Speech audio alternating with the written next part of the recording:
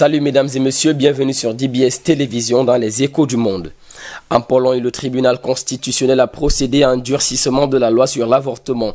Dans cette annonce effectuée le jeudi 22 octobre 2020, il a été proscrit l'IVG en cas de malformation grave du fœtus.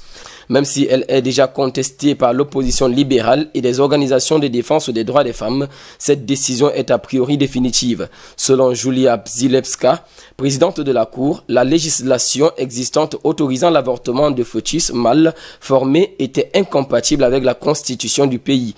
Pour sa part, dans un communiqué, la commissaire aux droits de l'homme du Conseil de l'Europe, Dunja Mijatovic, a dit, je cite, « Éliminer les motifs de quasiment tous les avortements légaux en Pologne équivaut pratiquement à les interdire et à violer les droits de l'homme. »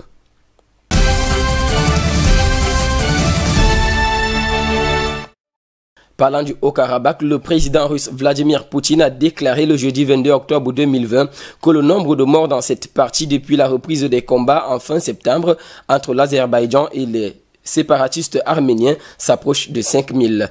En effet, depuis le 27 septembre de l'année en cours, les forces azerbaïdjanaises ont conquis des territoires échappant au contrôle de Bakou qui y régnait depuis les années 1990. À en croire les bilans partiels, ces nouveaux combats ont fait environ 1000 morts, dont une centaine de civils. Au même moment, les deux camps affirment avoir tué des milliers d'adversaires. Sachant que la Russie entretient de bonnes relations avec les deux États, Vladimir Poutine dans son propos a déclaré, je cite, « Aujourd'hui, le conflit est dans la pire de ses variantes. »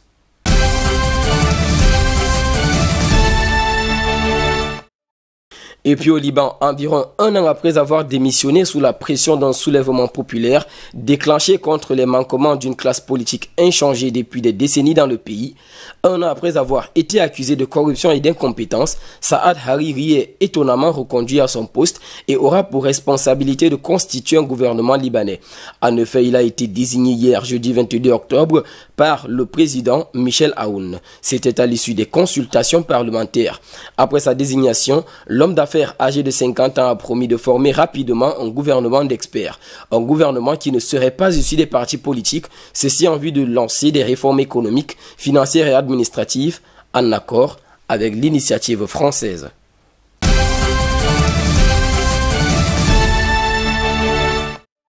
En Biélorussie, le parti de l'opposition démocratique qui lutte contre le président Alexandre Loukachenko a reçu des membres du Parlement européen le prix Sakharov des droits de l'homme. C'est du moins ce qu'a annoncé hier jeudi 22 octobre le président du dit Parlement, David Sassoli. Dans un tweet, ce dernier a mentionné, je cite, « Ils ont de leur côté une chose que la force brutale ne pourra jamais vaincre, la vérité. N'abandonnez pas votre combat. Nous sommes à vos côtés. » Cette récompense attribuée au parti piloté par Svetlana Tikhanovskaya devrait susciter la réprobation de Minsk, mais aussi celle de Moscou, où l'on enregistre un fort taux de soutien au président Loukachenko. Au sujet de ce pays, la Biélorussie, martelons-le, depuis le scrutin présidentiel controversé du 9 août, est le théâtre d'une contestation de masse inédite contre la réélection d'Alexandre Loukachenko, celui-ci ayant établi depuis 1994 un régime inspiré du dirigisme économique et politique soviétique.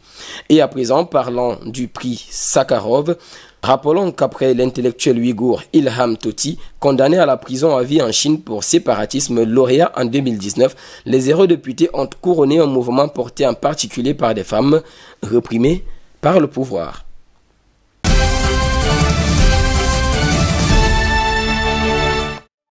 Et puis à présent en Grèce, le dirigeant du parti néo-nazi Aube Dorée ainsi que 6 de ses anciens cadres sont condamnés de 10 à 13 ans de prison ferme. Ceci pour direction d'une organisation criminelle. C'est ce qu'a ordonné la Cour pénale d'Athènes hier, jeudi 22 octobre 2020. Ce verdict faisant état de ce que les négocionnistes et admirateur du national-socialisme, Nikos Mithaloliakos a été reconnu coupable d'avoir dirigé une organisation criminelle le 7 octobre, est qualifié d'historique par la quasi-totalité de la classe politique grecque. Celui-ci a été principalement condamné à 13 ans et demi de prison ferme. Or, les 6 autres anciens cadres et députés d'Aube Dorée, dont l'eurodéputé Ioannis Lagos, qui bénéficie jusque-là d'une immunité parlementaire, sont condamnés à plus de 10 ans de prison.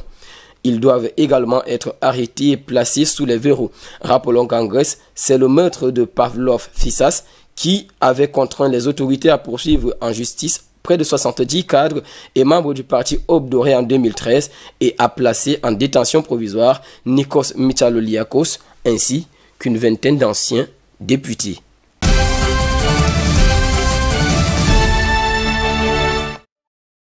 Aux États-Unis, en politique, à 12 jours de la présidentielle américaine, Donald Trump et Joe Biden se sont affrontés hier jeudi soir à Nashville. C'était lors d'un dernier duel télévisé. Chose remarquable, au cours de ce duel, les adversaires ne se sont quasiment pas coupé la parole. Ceci contrairement à leur premier débat chaotique tenu dans la localité de Cleveland.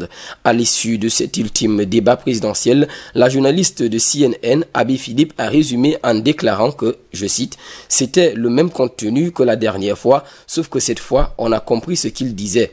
Néanmoins, il faut dire que cette fois, les règles étaient plus strictes et cela a sûrement aidé à conserver un climat de courtoisie entre les rivaux durant 1h30.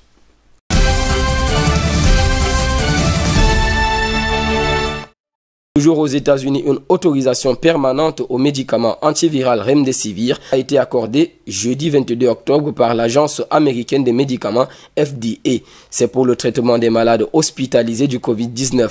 Tout en ayant annoncé le fait d'avoir reçu l'autorisation pour le médicament sous la marque Veklury, Gilead a souligné que c'était le seul traitement spécifique contre le Covid-19, ainsi autorisé après une procédure de vérification plus rigoureuse et définitive. Grâce à des autorisations temporaires, d'autres traitements sont disponibles depuis des mois dans les hôpitaux. Selon certains, c'est dû au fait que ce sont des médicaments anciennement autorisés pour d'autres maladies, à l'instar du corticoïde dexaméthasone. Au fil de l'actualité, l'Europe et d'autres pays ont également autorisé temporairement l'utilisation du Remdesivir depuis le printemps. Initialement développé en vain contre la fièvre hémorragique Ebola, ce médicament fut l'un des premiers à avoir démontré une relative efficacité dans des essais rigoureux pour écourter de plusieurs jours le temps de rétablissement des patients hospitalisés du Covid-19. Enfin, rappelons qu'en début d'octobre, le président Donald Trump avait lui-même reçu ce traitement pendant 5 jours parmi d'autres médicaments. C'était dans la période durant laquelle il est tombé malade du Covid-19. Mesdames et messieurs, c'est aux États-Unis d'Amérique que nous mettrons terme à cette autre édition des Échos du Monde sur DBS Télévision en compagnie de nos programmes. Passez une excellente soirée.